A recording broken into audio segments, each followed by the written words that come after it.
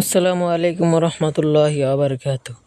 সকালবেলা ঘুম থেকে উঠে দেখে গরুর ঘরের যে অবস্থা, গরু একবারে লেদায়া পাড়ায়া সরায়া সারা গরু পরে জঘন্য অবস্থা করেছে।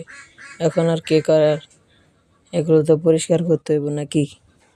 এখন এগুলো পরিষ্কার করব, পরিষ্কার করার পরে দেখেন গরুর ঘরের অবস্থা। আর এইগুলো পরিষ্কার করার মতো আমাদের কোনো মোটর সিস্টেম নেই। আমাদের সব বালতি দিয়ে মানে টেবিলের পানি দিয়ে সব কাজকাম করতে হয়। আমাদের মোটর সিস্টেম থাকলে আরও ভালোই তো। মোটর সিস্টেম থাকলে গরুর ঘরের অবস্থা এরকম থাকতো না, আরও ভালো থাকতো। প্রতিদিন 3-4 বার করে গরুর ঘর ধুয়ে দেওয়ার পরও গরুর ঘরের অবস্থা এরকম। আর বাইরে যে পরিমাণ বৃষ্টি, আর এখন ঘরটা পরিষ্কার করব। পরিষ্কার করার পর দেখবেন ঘরের কি সুন্দর দেখা যায়। ঘরের অবস্থা দেখেন, ঘর ধোয়ার পরে দেখতে পাচ্ছেন কত সুন্দর লাগতেছে ঘরটা। ঘরটা অনেক কষ্ট, অনেক সময় লাগছে, প্রায় 20-25 বালতি পানির মতো লাগছে। ওই পানি দিয়ে আস্তে আস্তে এই যে মরাইয়া যেটি যেটুকু পারছি ধোয়ার চেষ্টা করছি। আর গরুগুলার যে পিছন সাইডে মনে করেন অনেক ধরনের লেদা, মানে একদম চটি লাগা থাকে। এটার জন্য আর কি পিছন সাইডটা হালকা করে একটু পানি দিয়ে ধুয়ে দিছিলাম। এই গরুর ঘর দেখতে পারতেছে এখন কত সুন্দর লাগে। আর গরুর শরীর এই বৃষ্টির মাঝে মানুষের যেমন কষ্ট, গরুর তেমন কষ্ট। গরুর জন্য ঘাস আনা যায় না, কিছু করা যায় না, গরু গোসল করানো যায় না। তারপর গরু বৃষ্টির সময় গরু আরও ঘরের অবস্থা আরও জঘন্য বানায় ফেলে। বৃষ্টির কারণে মানে বৃষ্টির কারণে গরু বাছুর পাওয়া অনেক কষ্টকর হয়ে যায়।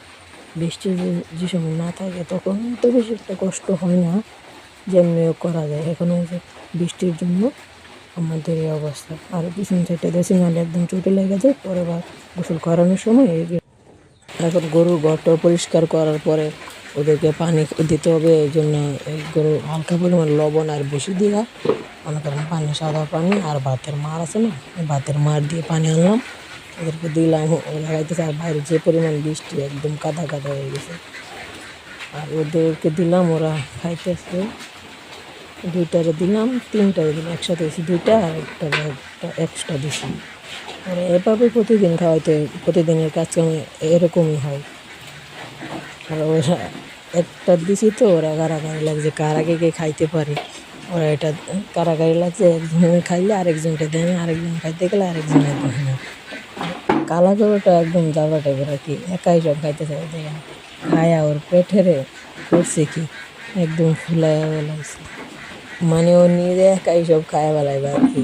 তার জন্য আমি ওদিকে টান্দা আর কি, ওর আরে লালটারে দিয়ে দিছি খেতে। তারপর ও পারে না মুখের কাছ থেকে আইনা সব খায়া ফেলা। আর এটা শান্ত গরু, নেপালি একটা বড় ষাঁড় বাচ্চা, ওই নেপালি বাচ্চা, এটা শান্ত সুস্থ গরু। একটা ও নিজে নিজেই খাই, কার সাথে মারামারি করে না, ঝগড়াঝাটি করে না। আর ওরা ওর সাথে যে আরেকজনকে দেয় ওদেরকে দিল। আর পিচ্ছিটা, কালা পিচ্ছিটা একটু ছোটো টাইপের হলে জাউরা আর কি, একটু জাউরামি করে বেশি। এর কারণে হচ্ছে ওই যে ওর এনে দিয়েছি দিকে ও টাইমে ভালাই দিছে। আমাদের কী করা যায় আপনারা বলেন। জানি না ভিডিওর কোয়ালিটি কেমন হইতেছে, বাইরে প্রচণ্ড পরিমাণ বৃষ্টি হইতেছে তো, তাই একটু ভয়েসের মধ্যে আলগা নয়েজ আসতেছে। এটা ব্যাপার না, আপনারা একটু মানিয়ে নিয়েন। এটা বাইরে বৃষ্টির কারণে এরকমই প্রচণ্ড পরিমাণ বৃষ্টি, প্রায় 4-5 দিন ধরে বৃষ্টি। এই বৃষ্টির কারণে তো জানি দেখাইলাম কিছু কাজ করতে পারে না। গরুর অবস্থা কীরকম হয়ে গেছে, গরুর শরীর ঘর একবারে কথা সারবার হয়ে গেছে, মানে জঘন্য অবস্থা গরুর পরিবেশটা। আর ও মানে কালা গরুটা মানে একবার রাগে মানে ফাইটে যেতে, মানে ওরে একা একা দিছি করে খাইতো, মানে ও ধরে একদম সিরা ফেলে এরকম অবস্থা করতেছে। আর এটা দিব বড়টারে, এটা জাবড়া টাইপের আর কি, রানী, লাল রানী। মেয়ে গরু হলো ওর শক্তি অনেক। রাতের বেলা শিওল দেওয়া রাখতে হয়, কারণ শিওলে সিরা ফেলে আর কি, অত শক্তি। ওকে নাক বিন্দানো হয়েছে, মুখা দড়ি, মানে মুখের মধ্যে যে দড়িটা দেয় না, এটার আমরা মুখা বলি। আর নাক হয়েছে, নাক ছিদ্র কইরা যেটা দেয় ওটা হচ্ছে নাকা।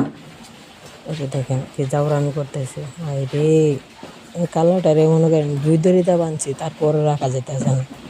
ওরে কী করেন আপনারাই বলেন, এই বেয়াদব গরু, এই এই এই এই স্যার। আমার মনে করেন হাসি পাইতেছে ওদের কাহিনী দেখা।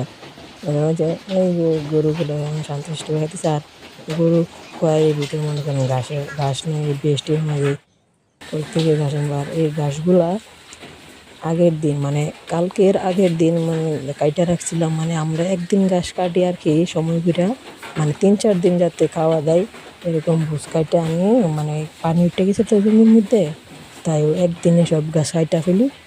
আর এই ঘাসগুলা কাইটা রাখছিলাম 2-3 দিন আগে, সেই ঘাসগুলোই আর কি এখন দিলাম। ওই দেখেন বৃষ্টিতে ঘাস হয়েছে, ওই যে ওইখানে যে মাছাটা দেখতেছেন না হাঁস খোলার করছে, ওই মাছার মধ্যে মনে করেন 3-4 দিনের বোঝ একদিনে ঘাস কাইটাই না রাখি, তারপর ওখান থেকে আস্তে আস্তে আস্তে আস্তে খাওয়াই। আর যে এখানে যে জায়গাটা দেখতেছেন, এটা দিনের বেলা যখন দিন ভালো থাকে তখন এখানে রাখি। আর ও একটু জুম করে দেখাই বাইরে যে জমি, যে দেখেন ওই যে যে জমিগুলো দেখতেছেন ওইগুলো হচ্ছে আমাদের ঘাস খেত। দেখেন কত পরিমাণে পানি, কতটা বোঝা যাচ্ছে জানি না, কত পরিমাণ পানি হয়েছে দেখেন। এই পানির কারণে ঘাস আমার একদম দুষ্কর হয়ে গেছে আমাদের গরুর জন্য। গরু মনে করেন ওই ঘাস না খাইতে পারলে মনে করেন ঘাস ছাড়া গরু অসহায়, ঘাস ছাড়া গরু পালা যাবে না, এটা করে পুরাই বাস্তব। আর এই ঘাসগুলা আগের দিন আনা ছিল। আপনারা সবাই ভালো থাকবেন। আসসালামু আলাইকুম রহমতুল্লাহি ওয়া বারাকাতুহু।